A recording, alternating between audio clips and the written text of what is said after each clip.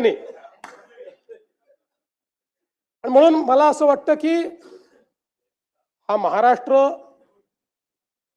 अतिशय शक्तिशाली अशा प्रकारचं राज्य आहे. आता कुठलाही संभ्रम ठेवण्याची आवश्यकता नाही. 106 हुतात्म्यांनी तयार केलेला संयुक्त महाराष्ट्र, त्यामुळे कोणीही मनात शंका आणू नये की मुंबई महाराष्ट्रापासून वेगळी केली जाईल, मुंबई तोडली जाईल. कारण निवडणुका आल्या की अशा प्रकारची टीका होत असते.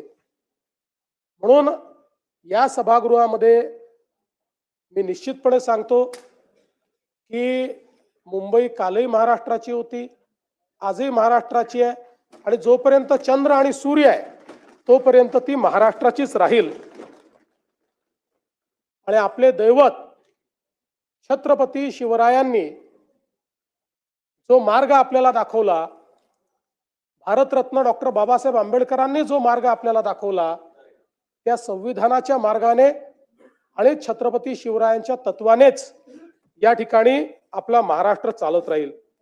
हे सांगत असताना मला एका गोष्टीचा अतिशय आनंद आहे की छत्रपती शिवरायांचं तत्व हे महाराष्ट्राला तर नेहमीच मान्य होतं, पण कदाचित देश पातळीवर